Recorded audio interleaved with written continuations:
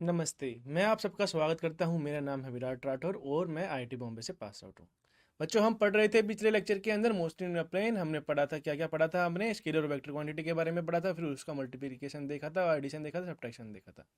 फिर हम बात कर रहे थे बच्चों प्रोजेक्टाइल मोशन के अंदर कि हम प्रोजेक्टाइल मोशन हमारी क्या होती है। अगर हमारी जो प्रोजेक्टाइल मोशन इस तरह से होती है कि इस डायरेक्शन के अंदर इसकी वेलोसिटी जो होती है बच्चों, कुछ अगर मान लीजिए किस डायरेक्शन में मैंने वेलोसिटी दी, ये मेरा एंगल थीटा है और इस डायरेक्शन में मैंने वेलोसिटी दी है, तो मैं क्या करूंगा? अगर मैं एक वेलोसिटी की कंपोनेंट निकालूंगा तो बच्चों मुझे क्या मिलेगा कि v का अगर मैं कंपोनेंट लगाऊंगा हॉरिजॉन्टल सॉरी वर्टिकल कंपोनेंट में देखूंगा तो ये मेरा हो जाएगा बच्चों v sin थीटा, और ये बच्चों मेरा हो जाएगा बच्चों मेरा v cos थीटा। ठीक है बच्चों, तो हमारा वर्टिकल डायरेक्शन के अंदर फोर्स लग रहा है बच्चों, ग्रेविटी फोर्स लग रहा है, और इसकी वजह से जो हमको एक्सलेशन मिलेगा वो मिलेगा बच्चों माइनस जी। और ये जो वैल्यू होगी बच्चों वी साइन थीटा वो चेंज होती रहेगी टाइम के रिस्पेक्ट में, पर हॉरिजॉन्टल डायरेक्शन के अंदर कोई भी फोर्स नहीं लग रहा है, तो जो इसकी जो वेलोसिटी रहेगी बच्चों वो रहेगी कांस्टेंट। ठीक है बच्चों, if we take the initial position to the origin of the reference frame, अगर मैं मान रहा हूँ बच्चों इसको 0 0 0 मान रहा हूँ, ये मेरा रेफरेंस फ्रेम है कि मैंने यहाँ से प्रोजेक्ट किया, तो x0 और y0 यहाँ पर हो जाएगा, और x जो होगा बच्चों मेरा वो किस पे डिपेंड करेगा कि वेलोसिटी के ऊपर डिपेंड करेगा। किसकी वेलोसिटी के ऊपर डिपेंड करेगा कि मैंने लिया ये कंपोनेंट जो कि v cos थीटा। जैसे ही हमारा टाइम बढ़ता रहेगा मेरा x जो होगा डिस्टेंस फॉर्मूला लगाएंगे तो v d होता है बच्चों मेरा वेलोसिटी इंटू टाइम, वेलोसिटी मेरी v cos theta into time, तो मेरे को ये दे देगा x डायरेक्शन। उसी तरह से बच्चों y के लिए मैं लिखूंगा, y के लिए अगर मैं डिस्प्लेसमेंट के लिए मैं s equal to ut plus half a t square लिखूं तो s को मैं लिखूंगा बच्चों y, क्योंकि ये x s क्या है बेसिकली हमारा y डायरेक्शन की पोजीशन है, और ये ut क्या है बच्चों हमारा u v not sign theta T, जो हमने पहले इसको इनिशियल वेलोसिटी दी है उसका कॉम्पोनेंट लिया है बच्चों हमने वर्टिकल डायरेक्शन के अंदर और कर दिया इसको हाफ जी टी स्क्वायर। और जी हमको लग रहा है ग्रेविटी लग रहा है, क्योंकि हमें पता है हमारी धरती माता जो होती है, जो फोर्स होता है बच्चों अर्थ के वजह से किसी भी ऑब्जेक्ट के ऊपर, तो वो लगता है ग्रेविटी लगती है बच्चों उसके लिए एक्सीलरेशन ड्यू टू ग्रेविटी, जिसकी वैल्यू होती है 9.8 मीटर पर सेकंड स्क्वायर। ये सब तुम्हें पता है, ये हमने पहले भी पढ़ा था। चलिए आगे बढ़ते हैं। The component of the velocity at time T can be obtain, बच्चों हमें पता है वेलोसिटी का कॉम्पोनेंट हमने देखा था कि वो हो जाएगा v not cos theta t, और हमें अगर इसके अंदर मैं लगाऊंगा v equal to u plus a t, तो बच्चों मैं क्या लगाऊंगा वाई डायरेक्शन के अंदर मैं लगा रहा हूँ, तो वाई डायरेक्शन के अंदर में जो अगर वेलोसिटी मैं निकालना चाहूँ कि किसी भी पॉइंट में किसी भी टाइम तक, तो मैं क्या करूंगा? इनिशियल वेलोसिटी तो जो थी बच्चों हमारी वो थी बच्चों वी नॉट साइन थीटा, जो कि हमने देखा था, और ये था बच्चों ए था बच्चों हमारा, जैसे कि अगर ये ऊपर जा रहा है तो ये माइनस जी की रिटार्ड करेगा, मतलब ये स्लो हो जाएगा। The xy coordinate of the position of projectile at a time t in terms of two parameter initial speed v naught and projection, ये हमने देख लिया है। चलिए आगे बढ़ते हैं। Notice that the choice of mutually perpendicular x and y direction for the analysis of projectile motion has been resolved in simplification। हमने क्या किया है, हम जो हमने x और y के अंदर हम क्या करेंगे, इक्वेशन लिखेंगे। जैसे x के अंदर क्या, जैसे ये y है हमारा, तो y के अंदर क्या रहेगा, हमने y के लिए इक्वेशन लिखी वेलोसिटी की, और हमने इसके लिए एक वेलोसिटी लिखी, और हम अलग अलग इसको इंडिपेंडेंटली क्या कर रहे हैं, सोल्व कर रहे हैं। Once of the component of velocity that is x component remain constant, जो बच्चों ये कह रहा है कि एक्स कंपोनेंट जो बच्चों रहेगी हमारी वेलोसिटी, हमें पता है कि कोई फोर्स नहीं लग रहा है हॉरिजॉन्टल कंपोनेंट के अंदर, मतलब कि एयर ड्रैग है हम उसको नेग्लिजिबल कर रहे हैं, पर जो हमारा ऊपर जाएगा तो ही इसके ऊपर लगेगा एमजी की लगेगा वेट लगेगा इसके लिए, ग्रेविटी ऑफ फोर्स जो होगा इसको नीचे की तरफ खींचेगा, पर हॉरिजॉन्टल डायरेक्शन में तुम देखोगे कि इसकी जो कोई इस पे फोर्स नहीं लग रहा है, तो जो हमारी वेलोसिटी होगी वो रहेगी सेम, जो कि इनिशियल वेलोसिटी थी जिसको हमने माना था वी कोस थीटा। ठीक है बच्चों, तो रिमेन कांस्टेंट रहेगी and on the y axis, और वाई कंपोनेंट के अंदर वो चेंज होगी like an object in a free fall in a vertical direction. Note that the point of the maximum height, कह रहा है कि मैक्सिमम हाइट पहुंचने पे अगर तुम किसी भी ऑब्जेक्ट को क्या करोगे ऊपर की तरफ फेंकोगे, तो तुमको नोटिस होगा कि वो ऊपर जाके एक बार क्या होता है उसकी वेलोसिटी क्या होती है, जैसे ही वो ऊपर जाने लग जाता है तो उसकी वेलोसिटी हो जाती है जीरो, और हम टेन थीटा को हम ऐसे डिफाइन कर सकते हैं अगर हमने इस तरह से ये फेंका, और अगर हमने हमें पता है बच्चों वाई डायरेक्शन के अंदर वेलोसिटी और एक्स डायरेक्शन के अंदर वेलोसिटी, हम थीटा बता सकते हैं कि हमारा थीटा कितना होगा कि इससे ये प्रोजेक्ट हुआ है। इक्वेशन देखते हैं बच्चों हमारी प्रोजेक्टाइल की, जैसे कि ये है मेरा प्रोजेक्टाइल, तो ये जो कर्व है बच्चों ये हमें कैसा दिख रहा है, ये एक कर्व की तरह दिख रहा है, ये हाइपरबोला है, पैराबोला, एलिप्स है, सर्कल है, इसके बारे में भी हम देख लेते हैं। ठीक है, तो उसके अंदर हम क्या लगाएंगे बच्चों, v s equal to u t plus half a t square. इसके अंदर हमको क्या करना है, हमें पता है बच्चों कि हमको रिप्लेस कर देना है टी सॉरी टी को रिप्लेस करना है, और टी को रिप्लेस हम कैसे कर सकते हैं, एक्स को हमारा जो था बच्चों वो था बच्चों you cos theta into T, T की वैल्यू बच्चों यहाँ पे पुट करो तो हमको मिल जाएगी ये इक्वेशन, इक्वेशन ऑफ ट्रेजेक्टरी। क्योंकि इक्वेशन ट्रेजेक्ट्री क्या होती है बेसिकली बच्चों, वाई और एक्स के बीच का रिलेशन जो होता है, जो ये कर्व हमें बता रहा है, ये बता रहा है कि यही कर्व जो है हमारा फॉलो कर रहा है। जैसे ही हमारा एक्स बढ़ता रहेगा और हमारा वाई उसके कोरस्पॉन्डिंगली बढ़ता जाएगा।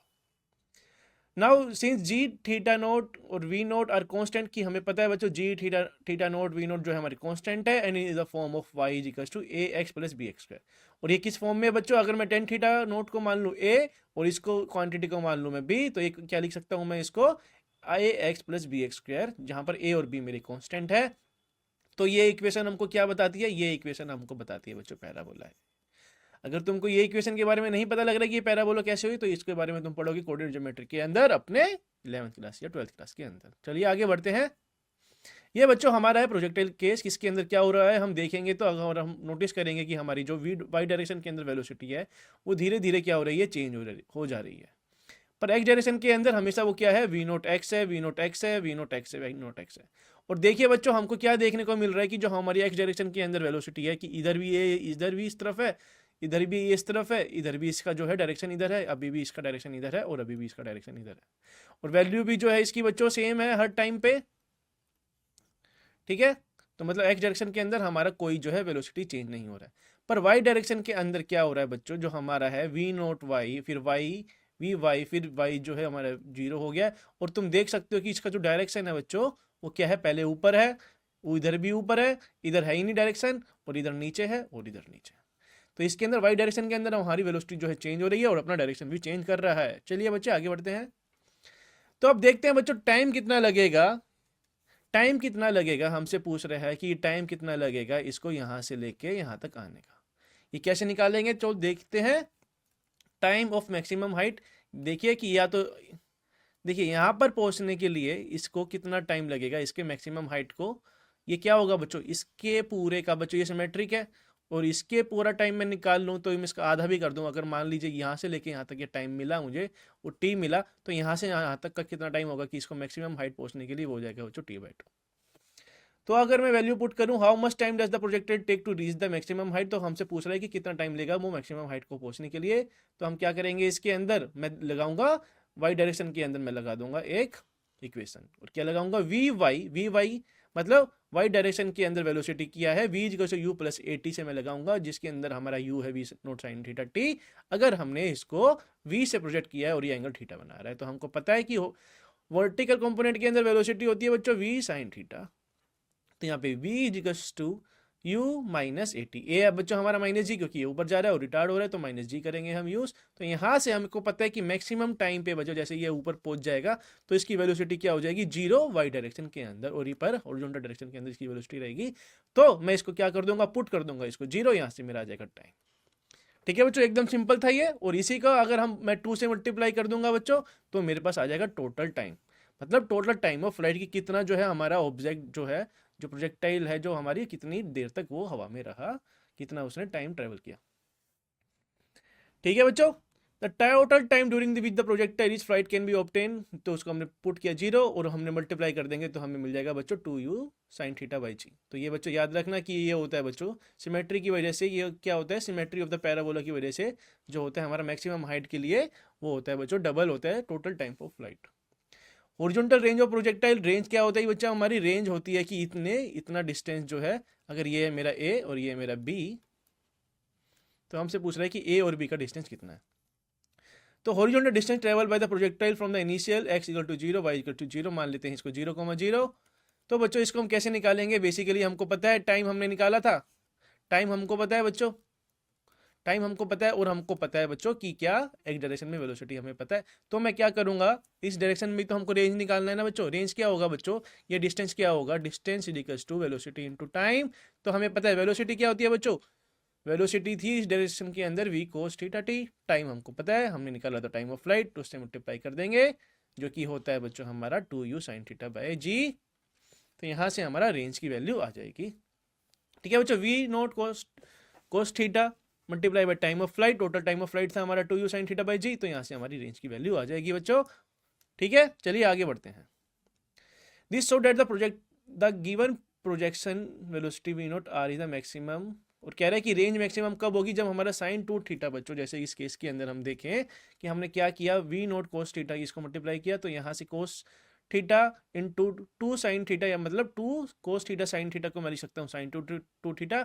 और ये वैल्यू बच्चों कब मैक्सिमम होगी, जब हमारा साइन टू थीटा जो होगा मैक्सिमम होगा। और साइन टू थीटा कब मैक्सिमम होता है बच्चों, हमारा साइन टू थीटा हमारा मैक्सिमम होता है जब वो 1 होता है। और टू थीटा अगर हमारा 1 के बराबर है मतलब पाई के बराबर, तो थीटा हो जाएगा बच्चों हमारा, सॉरी पाई बाय 2 के बराबर है, 90 डिग्री पर हमारा साइन थीटा जो होता है वो होता है 1 के बराबर, तो थीटा यहाँ पर आ जाएगा बच्चों पाई बाय 4। मतलब कि अगर हम 45 डिग्री पे फेंकेंगे तो हमारी जो होगी मैक्सिमम रेंज आ जाएगी। चलिए आगे बढ़ते हैं। अब बात करते हैं बच्चों हम यूनिफॉर्म सर्कुलर मोशन की।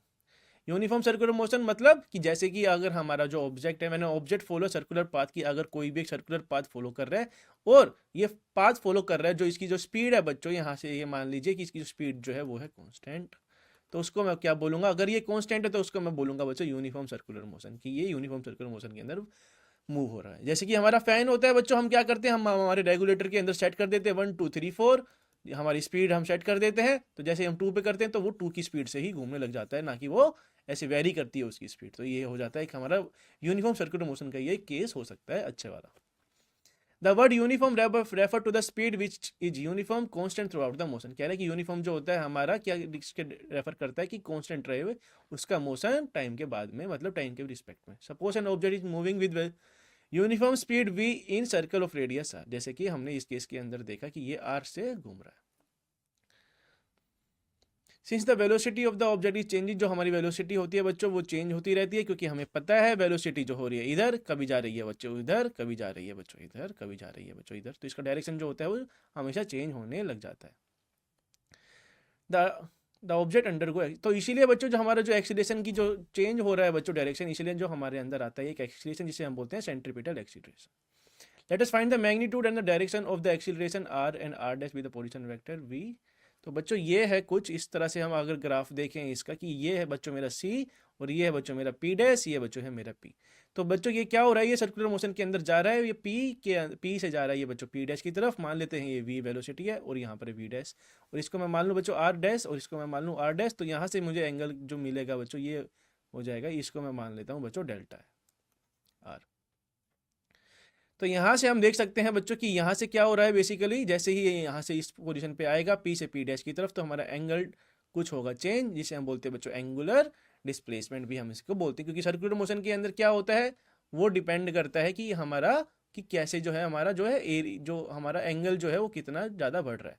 तो ये सब डिपेंड करता है, जैसे हम क्या यूज़ करते थे हमारी इक्वेशन ऑफ मोशन के लिए हम यूज़ करते थे बच्चों, जैसे एस यूज़ करते थे डिस्प्लेसमेंट के लिए, यहाँ पर हम यूज़ करेंगे थीटा, और वहाँ पर हम यूज़ करते थे जैसे बच्चों वेलोसिटी, यहाँ पर हम यूज़ करेंगे ओमेगा, और वहाँ पर हम यूज़ करते थे बच्चों एक्सीलरेशन, यहाँ पर हम यूज़ करते हैं अल्फा, टेंजेंशियल एक्सीलरेशन इसको हम कहते हैं। चलिए देखते हैं। तो उसी तरह से बच्चों जैसे कि हमारी वेलोसिटी चेंज होगी तो हम ट्रायंगल लॉ से क्या करेंगे, वेक्टर एडिशन उसका कर सकते हैं आसानी से। Since the path is circular बीच परपेंडिकुलर टू द आर, कह रहे हैं कि पाथ जो परपेंडिकुलर मतलब ये है हमारा रेडियस, और हमको क्या दिख रहा है बच्चों, ये जो रेडियस है ये हमेशा जो वेलोसिटी होगी इसकी टेंजेंशियली होगी और ये हमेशा परपेंडिकुलर रहेगा डेल्टा आर की, जैसे ही हमारा ये चेंज होते रहेगा। और हमको पता है बच्चों ए क्या होती है बच्चों, एवरेज वेलोसिटी, वो होती है बच्चों delta v by delta t. If we place delta v on the line at bisect the angle between r and r dash, v is directed toward the centre of the circle. जो बच्चों acceleration होती है वो centre पे क्या करती है, उसकी डायरेक्शन होती है सेंटर टुवर्ड दी सर्कल के तरफ होती है। जैसे कि अगर ये मेरा वो है और यहाँ से इस पोजीशन से ये इस पोजीशन पे आ गया, ये कह रहा है कि अगर मैं बाइसेक्ट करूँ जो हमको ये बताएगा ये डायरेक्शन हमको ये शो कर रहा होगा। ठीक है बच्चों, तो अगर हम बात करें इंस्टेंटेनियस एक्सीलरेशन की, मतलब किसी छोटे से टाइम के लिए हमारी एक्सीलरेशन क्या है, तो वो भी हम यहाँ से निकाल सकते हैं। और अगर हमारा बच्चों यूनिफॉर्म मोशन हो रहा है तो हमारी जो टेंजेंशियल इंस्टेंटेनियस एक्सीलरेशन होगी वो हो जाएगी कांस्टेंट। ठीक है बच्चों, इंस्टेंटेनियस एक्सीलरेशन हो जाएगी बच्चों हमारी किसके बराबर, हमारी नॉर्मल एक्सीलरेशन के बराबर, एवरेज एक्सीलरेशन के बराबर हो जाएगी। तो इसको हम इस तरह से भी लिख सकते हैं, a is equals to limit delta t tending to zero delta v by delta t, और इसका होता है बच्चों direction toward the centre of the circle, जिसके अंदर वो परफॉर्म हो रहा है कि हमारा एक्सीलरेशन होता है बच्चों बीच की तरफ। चलिए आगे बढ़ते हैं। Let the angle between the position vector r and r dash be the delta theta, उसको हम बोल सकते हैं बच्चों डेल्टा थीटा को बोलते हैं हम एंगुलर डिस्प्लेसमेंट, और ये होता है बच्चों जैसे कि अगर हमारा पोजीशन मूव हुआ इतना, जैसे पी पॉइंट में मान लो, इसे मैं मान लो पी डैश, और ये मान लेते हैं हम कि हमसे अगर पूछा जाए कि ये इसने कितना एंगल, कितना ये मतलब एंगुलर डिस्प्लेसमेंट कितना हुआ, तो हम थीटा के अंदर ही उसको डिफाइन करते हैं कि पी से पी डैश की तरफ आ गया तो ये थीटा किसने, इसने थीटा ये कवर किया है, तो इसको हम बोलते हैं कि ये कितना एंगल जो है कवर कर रहा है, या इसको एंगुलर डिस्प्लेसमेंट भी हम कह सकते हैं।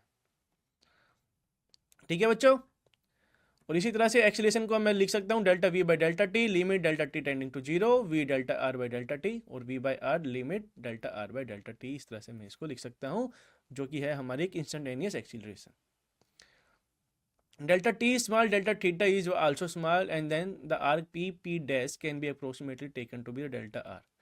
तो बच्चों इस तरह से मैं क्या लिख सकता हूँ, डेल्टा आर को मैं अगर मैं छोटे से टाइम के लिए, मतलब मैं क्या कर रहा हूँ, छोटे से डिस्प्लेसमेंट के लिए मैं कर रहा हूँ, क्या लिख रहा हूँ मैं, ये मैं वैल्यू पुट कर रहा हूँ कि delta r by delta T जो होगा ना बच्चों, जो हमारा चेंज होगा बच्चों पोजीशन, वो मतलब इंस्टेंटेनियस एक्सीलरेशन की, मतलब इंस्टेंटेनियस वेलोसिटी में निकालूँ तो ये हो जाएगा। इस तरह से मैं इसको लिख सकता हूँ delta r by delta t, और डेल्टा टी है बच्चों हमारा टेंडिंग टू जीरो, मतलब उसको तुम मान सकते हो 1 मिली सेकेंड, 1 नैनो सेकेंड भी इसको हम मान सकते हो कि उतने टाइम के लिए जो है हमारी इंस्टेंटेनियस एक्सीलरेशन या वेलोसिटी क्या थी। तो बच्चों जो हमारा सेंट्रीपिटल एक्सीलरेशन होता है वो होता है हमारा वी स्क्वायर बाय आर। इसको हम लिखते हैं इस तरह से कि जो हमको, जैसे कि हम देखते हैं बच्चों, जैसे कि हम सर्कुलर मोशन पे, तुमने कभी मैरी गो राउंड में तुम बैठे होगे तो तुम क्या देखा होगा कि हम जो है अगर जैसे ही राउंड फील कर, मतलब मूव होते हैं, तो हमको एक क्या मिलता है, एक फोर्स मिलता है बच्चों बाहर की तरफ, एक जो हमको बाहर की तरफ फेंकना चाहता है। ठीक है, जैसे ही हम सर्कुलर में परफॉर्म करते हैं तो हमको क्या एक सेंट्रीपिटल फोर्स फील होता है जो हमें आउट निकालता है बच्चों, जो सर्कल से चाहता है कि हम दूर चले जाएं। और ये जो एक्सीलरेशन होती है बच्चों, इसकी वैल्यू होती है v square by r, thus the acceleration of an object moving with the speed, कि अगर हमारी जो है सर्कुलर मोशन के अंदर मूव हो रहा है हमारा पार्टिकल या ऑब्जेक्ट, और ये वी स्पीड से हो रहा है, तो जो एक्सीलरेशन होगी बच्चों हमारी, वो होगी बच्चों वी स्क्वायर बाय आर। और एक्सीलरेशन जो होती है बच्चों ये करेगी किधर, सेंटर्ड, ये करेगी, इसकी डायरेक्शन होगी toward the centre of the circle जिसमें ये घूम रहा है, ये उस पर डिपेंड करेगा। This is why the acceleration is called the centripetal acceleration, इसलिए इसको बोलते हैं बच्चों हम सेंट्रीपिटल एक्सीलरेशन। और ये प्रपोज किया था न्यूटन की मदद से, ये प्रपोज किया था, उन्होंने ये प्रपोज किया था। चलिए आगे बढ़ते हैं। Although an analysis of centripetal action was first published by 1663, तो ये इस टाइम पे पब्लिश हुआ था, किसकी वजह से, क्रिश्चियन ह्यूगेंस 1629 से 1695 के बीच में ये हुआ था। ठीक है, centripetal come from Greek term, जिसका मतलब होता है सेंटर सीकिंग, मतलब सेंटर की तरफ अट्रैक्ट हो रहा है। Since v and r are constant, velocity और आर जो हमारा कांस्टेंट है, the magnitude of centripetal acceleration, जो मैग्नीट्यूड होगा वो जो सेंट्रीपिटल एक्सीलरेशन का, वो भी कांस्टेंट होगा। तो ये हमेशा याद रखना। However, the direction change pointing always toward the center, therefore centripetal acceleration is not a constant vector. पर जो हमारा सेंट्रीपिटल वेक्टर है बच्चों, जो लग रहा है हमेशा सेंटर की तरफ, पर ये जो है चेंज होते रहता है जैसे ही ये, तो ये इसको हम एक कांस्टेंट वेक्टर नहीं बोल सकते, क्योंकि ये डायरेक्शन जो होता है अपनी बार बार चेंज करता रहता है। ठीक है बच्चों, तो डेल्टा थीटा को हम बोलते हैं बच्चों एंगुलर डिस्टेंस, ये इसको एंगुलर डिस्टेंस बोल सकते हो, या एंगुलर डिस्प्लेसमेंट इसको तुम बोल सकते हो। और एंगुलर डिस्प्लेसमेंट को हम, एंगुलर डिस्प्लेसमेंट के रेट को बच्चों हम बोलते हैं एंगुलर स्पीड, या उसको हम बोल सकते हैं ओमेगा। जैसे हम देखते हैं rate of change of displacement या rate of change of distance को हम वैसे बोलते थे वेलोसिटी, उसी तरह से हम rate of change of angular displacement को हम बोलेंगे एंगुलर वेलोसिटी या एंगुलर स्पीड। ठीक है, तो ये होता है हमारा rate of change of angular displacement, जिसको हम लिख सकते हैं ओमेगा को, इससे एंगुलर वेलोसिटी को, एंगुलर स्पीड को हम डिनोट करते हैं बच्चे ओमेगा से, और उसको हम लिख सकते हैं delta theta by delta T. ठीक है बच्चों, ठीक है, तो यहाँ से हम लिख सकते हैं वेलोसिटी को इसके टर्म में, कि अगर मैं बोलूँ कि अगर ये ओमेगा की स्पीड से जा रहा है बच्चों, और यहाँ पर इसकी टेंजेंशियल वेलोसिटी क्या होगी, अगर ये मेरे पास आर है, तो ये मैं इस तरह से इसको डिफाइन कर सकता हूँ, v equals to r omega, ये याद रखना। और हमें पता है बच्चों टेंजेंशियल एक्सीलरेशन होती है बच्चों वी स्क्वायर बाय आर, अगर मैं वी की वैल्यू पुट करूँगा omega square r, sorry omega r put करूँगा, तो मुझे यहाँ से मिल जाएगा ओमेगा स्क्वायर आर, जो है हमारी सेंटीमीटर एक्सीलरेशन यहाँ से आ जाएगी। ठीक है, time taken by the object to make a one revolution is known as a time period. जो बच्चों जैसे कि अगर मेरा एक सर्कल है, और ये इसी, अगर ये मेरा पॉइंट है, और ये पॉइंट जो है मूव करते करते वापस इसी पॉइंट पर आ गया, तो जितना इसने टाइम लिया ना बच्चों, तो वो होता है बच्चों मेरा टाइम पीरियड। कि कितने टाइम में ये कंप्लीट कर रहा है एक सर्कल। तो number of revolution made in 1 second is called the frequency, कि मतलब 1 सेकंड के अंदर कि कितने ये रिवोल्यूशन ले रहा है उसको हम बोलते हैं बच्चों फ्रीक्वेंसी, जिसको हम डिनोट करते हैं बच्चों वी से। चलिए आगे बढ़ते हैं। However, during the time the distance moved by the object is s equal to 2 pi r। बच्चों हमको पता है सर्कमफेरेंस जो होता है बच्चों वो होता है 2 pi r। अगर मैं मल्टीप्लाई करूंगा उसको डिस्टेंस, सॉरी 2 pi r जो हो जाएगा बच्चों मेरा वो बजाय हो जाएगा v हो जाएगा बच्चों मेरा 2 pi r divided by time period. मतलब हमारा कि टोटल जो है उसने सर्कमफेरेंस को कवर किया कितने टाइम के अंदर, और 1/t को मैं लिख सकता हूँ फ्रीक्वेंसी। तो यहाँ से मैं ओमेगा को लिखूंगा 2 pi v, और v का हमको पता है बच्चों वो होती है बच्चों v equal to r omega. तो मैं यहाँ से पुट करूंगा v की वैल्यू, तो यहाँ में और ये हमें मिलेगा ये बच्चों हमारी फ्रीक्वेंसी। ये v और इस v में कंफ्यूज मत होना, ठीक है। तो हमें पता है acceleration v square by r होता है बच्चों, ये पुट करेंगे तो हमको एक टेंजेंशियल एक्सीलरेशन, सेंट्रीपिटल एक्सीलरेशन हमको मिल जाएगी। एक देखते हैं बच्चों एक एग्जांपल, कह रहा है कि एक इंसेक्ट है ट्रैप्ड हो रखा है एक सर्कुलर लूप के अंदर जिसका रेडियस है 12 centimetre, move along the groove steadily and complete 7 revolution in 100 second. एक इंसेक्ट है बच्चों हमारा 12 सेंटीमीटर रेडियस के अंदर, वो क्या कर रहा है मूव कर रहा है, और वो कंप्लीट कर ले रहा है 7 रिवोल्यूशन कितने सेकंड के अंदर, 100 सेकंड के अंदर। तो हमसे पूछ रहा है कि क्या होगी उसकी एंगुलर स्पीड और उसकी लीनियर स्पीड क्या होगी, ठीक है। और is the acceleration vector a constant vector, what is the magnitude. हमसे पूछ रहा है कि एक्सीलरेशन वेक्टर एक कांस्टेंट वेक्टर है और उसका मैग्नीट्यूड क्या होगा। तो देखते हैं इसका सॉल्यूशन। हमें पता है बच्चों आर है हमारे पास 12 सेंटीमीटर, और हमने देखा था कि टी इक्वल टू होता है 2 पाई बाय ओमेगा, मतलब टाइम पीरियड जो होता है वो डिपेंड करता है ओमेगा के ऊपर ही बस, ठीक है। तो यहाँ से मैं 2 पाई बाय टी और 1/t क्या हो जाएगा बच्चों मेरा, टी वो कह रहा है कि 7 जो है रिवोल्यूशन वो 100 सेकंड के अंदर करता है। तो मतलब एक रिवोल्यूशन वो कितने में करेगा बच्चों, 100 डिवाइडेड बाय 7। तो ये उल्टा होके बच्चों हो जाएगा 7 डिवाइडेड बाय 100। तो ओमेगा बच्चों हमारा आ जाएगा 0.44 रेडियन पर सेकेंड। कोई डाउट बच्चों, ये एकदम सिंपल सा फॉर्मूला लगाया हमने 2 पाई बाय टी। हमको पता है टाइम पीरियड, हमको पता है कि कितने टाइम में वो कितना ट्रेवल कर रहा है, कितने रिवोल्यूशन वो ट्रेवल कर रहा है, ठीक है। चलिए आगे बढ़ते हैं। लीनियर स्पीड जो होती है बच्चों हमारी वो होती है बच्चों ओमेगा आर। हमें पता है बच्चों ओमेगा हमने निकाल लिया, आर हमको पता है वो है 12 सेंटीमीटर। तो यहाँ से मेरी वेलोसिटी भी आ जाएगी, लीनियर स्पीड भी हमारी आ जाएगी। The direction of velocity v is along the tangent, जो बच्चों डायरेक्शन होगी बच्चों वेलोसिटी की वो होगी along the tangent to the circle हर पॉइंट पर। द एक्सीलरेशन जो होगी बच्चों वो हमेशा रहेगी सेंटर ऑफ द सर्कल के, जैसे कि हमने देखा था कि वो सेंटर की तरफ ही रहेगी, और ये मूव चेंज होती रहेगी इसकी बार बार। कह रहा है कि since the direction change continuous acceleration has a not a constant vector, कि ये कह रहा है कि हमारा जो है डायरेक्शन जो है एक्सीलरेशन की बच्चों सेंटीमीटर एक्सीलरेशन की वो चेंज हो रही है, तो हम उसको एक कांस्टेंट वेक्टर नहीं बोल सकते। एक्सीलरेशन की वैल्यू होती है बच्चों ओमेगा स्क्वायर आर, ओमेगा हमने निकाला था वो था 0.44 रेडियन। यहाँ से मैं क्या कर सकता हूँ, मैं एक्सीलरेशन की वैल्यू यहाँ से निकाल सकता हूँ जो कि आएगी 2.3 सेंटीमीटर पर सेकंड स्क्वायर। एकदम सिंपल सिंपल से क्वेश्चन है बच्चों, एकदम छोटे छोटे फॉर्मूले लगा के हमने इसको सोल्व किया है। चलिए आगे बढ़ते हैं बच्चों। फिर अब देखते हैं हम समरी कि हमने क्या क्या पढ़ा था। हमने क्या क्या पढ़ा था, the path length traverse by an object between 2 point is not the same as displacement. हमको पता है कि डिस्टेंस और डिस्प्लेसमेंट में होता है फर्क। डिस्टेंस होता है बच्चों हमारा पाथ कवर्ड, डिस्प्लेसमेंट होता है बच्चों हमारा इनिशियल और फाइनल पोजीशन के बीच का जो शॉर्टेस्ट डिस्टेंस होगा बच्चों वो होता है बच्चों हमारा displacement. Line joining the initial और फाइनल पॉइंट वो होता है बच्चों हमारा displacement. Displacement only depend on the end point, कह रहा है डिस्प्लेसमेंट जो होता है डिपेंड करता है किसके ऊपर, उसके एंड पॉइंट पे, फाइनल पॉइंट पे डिपेंड करता है। पर जो हमारा जो होता है डिस्टेंस वो डिपेंड करता है उसके पाथ पर, उसके एक्चुअल पाथ पर, ठीक है। चलिए आगे बढ़ते हैं। Average speed is greater than और equal to the magnitude the average velocity over a time interval. कह रहे कि एवरेज स्पीड जो होती है बच्चों वो या तो बड़ी होगी या तो बराबर हो सकती है एवरेज वेलोसिटी से, पर वो छोटी नहीं हो सकती। कह रहे कि average speed greater than equal to average velocity. क्यों बच्चों, क्योंकि एवरेज स्पीड को मैं कैसे डिफाइन करता था, मैं डिफाइन करता था total distance divided by total time, ठीक है। तो टोटल डिस्टेंस जो होता है बच्चों मेरा हमेशा वो बड़ा होता है किससे, डिस्प्लेसमेंट। और एवरेज वेलोसिटी को मैं क्या लिखता था बच्चों, एवरेज वेलोसिटी को मैं लिखता था total displacement divided by total time. तो बच्चों हमको पता है टोटल डिस्प्लेसमेंट जो होगा वो हमेशा छोटा ही होगा, डिस्टेंस से छोटा हो सकता है या वो बराबर हो सकता है, पर वो उससे बड़ा नहीं हो सकता। तो हम इसलिए कह रहे हैं कि एवरेज स्पीड जो है हमेशा बड़ी होगी हमारे उसके मैग्नीट्यूड से, एवरेज वेलोसिटी के मैग्नीट्यूड से। They are equal if the path length is equal to displacement. कह रहा है कि ये इक्वल हो जाएंगे, हमारी एवरेज स्पीड और एवरेज वेलोसिटी जो हो जाएंगे इक्वल, अगर मेरा जो है पाथ जो है वो जो एक स्ट्रेट लाइन में जा रहा है। ठीक है, कि हम इसके पाथ स्ट्रेट लाइन के केस के अंदर क्या हो जाएगा बच्चों, मेरा डिस्टेंस जो होगा वो बराबर हो जाएगा मेरे डिस्प्लेसमेंट के, तो हम बोल सकते हैं कि एवरेज स्पीड जो हो जाएगी एवरेज वेलोसिटी के बराबर हो जाएगी। चलिए आगे बढ़ते हैं। Equation are independent of choice of axis, you can resolve them along two independent axis. कह रहे जो बच्चे इक्वेशन होती है, जैसे हमने स्टेट मतलब 1D के केस के अंदर पढ़ा था, तो हम 2D को भी क्या कर सकते हैं, जैसे मेरा ये 2D प्लेन है, ठीक है, ये है y, ये है x,